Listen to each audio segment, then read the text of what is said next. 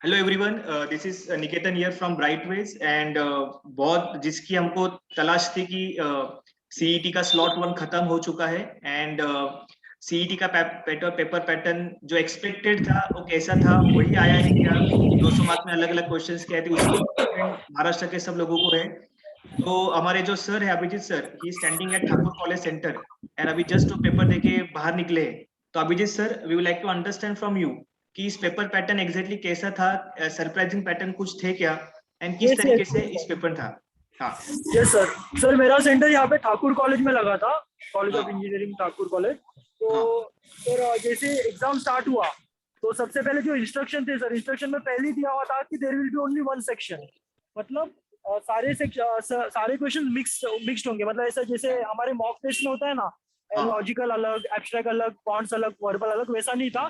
सबके सब 200 क्वेश्चंस थे। तो पहले लॉजिक का हो सकता है, पहले क्वांट्स का हो सकता है, पहला कोई भी हो सकता है, और मिक्स थे सारे के सारे क्वेश्चन। ओके।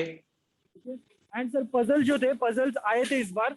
पजल्स में फ्लोर बेस्ड पजल था, एक मैट्रिक्स पजल था, और मैट्रिक्स पजल एक्चुअली 2 थे, और देन एक linear arrangement plus blood relation था जो कि काफी टफ था और लेंदी भी था।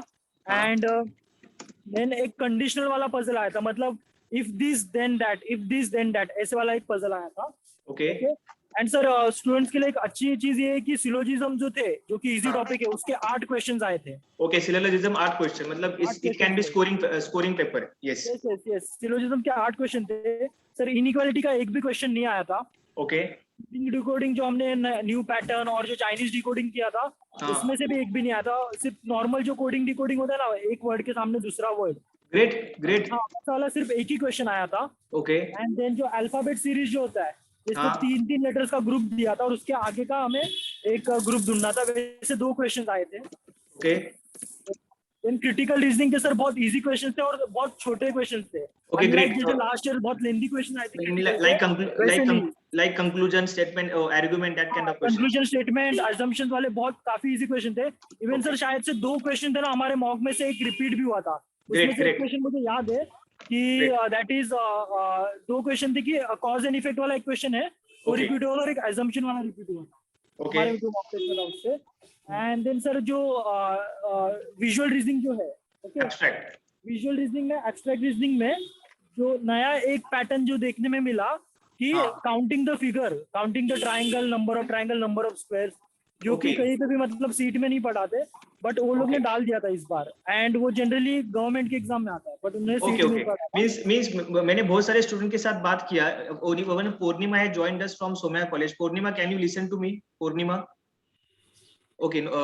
पूर्णिमा संग साउंड एक्टिवेट करें।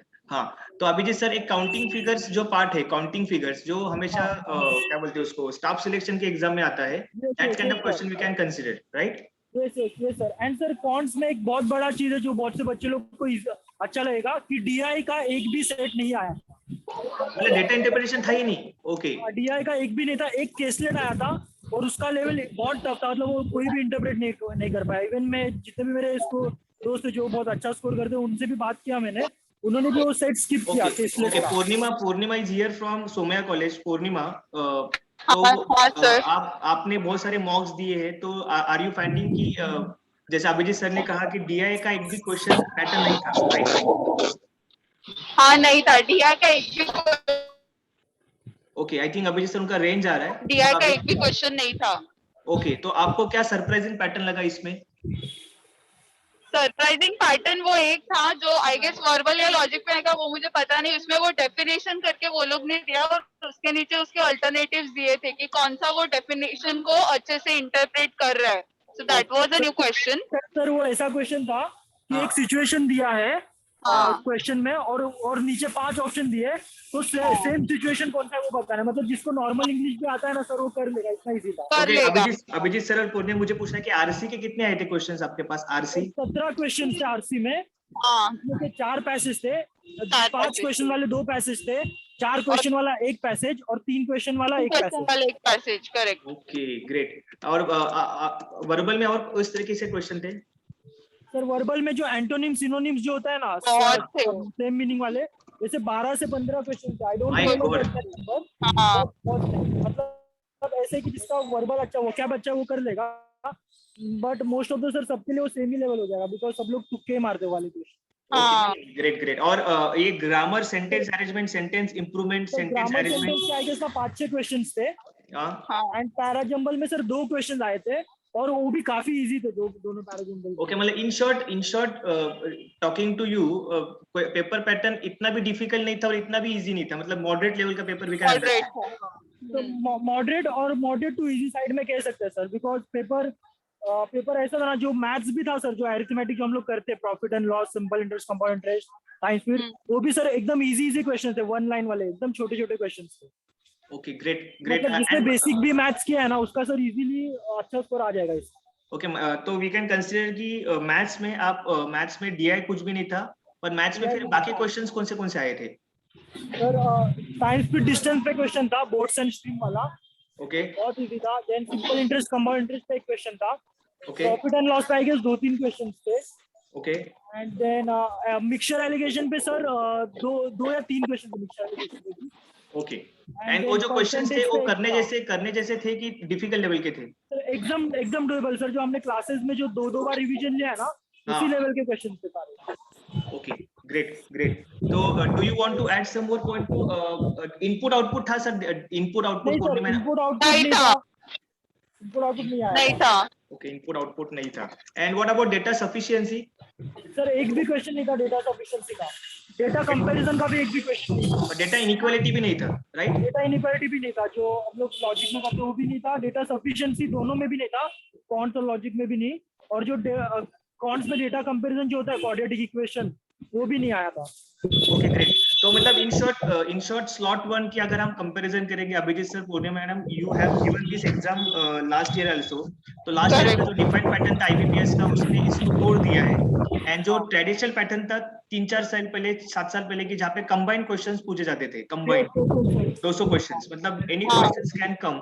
एंड तो उसकी डिफिकल्ट लेवल थोड़ी कम कर दी है।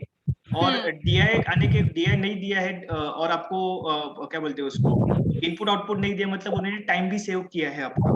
तो टाइम कंज्यूमिंग पैटर्न अगर हम यहाँ पे देख सकते हैं, तो puzzles is only time consuming, puzzles and RC. Puzzles में भी ना सिर्फ 2 पजल ना काफी टफ थे। बनते हाँ, और सर जो 2 पजल, मतलब जो पजल और केसलेट अगर किसी ने पहचान लिया ना कि ये टफ है और हमें स्किप करना है, उसका पेपर डेफिनेटली अच्छा जाएगा। ओके, तो what is your suggestion for the student who are going to go for tomorrow and day after tomorrow? आपका सजेशन क्या होगा उन लोगों को?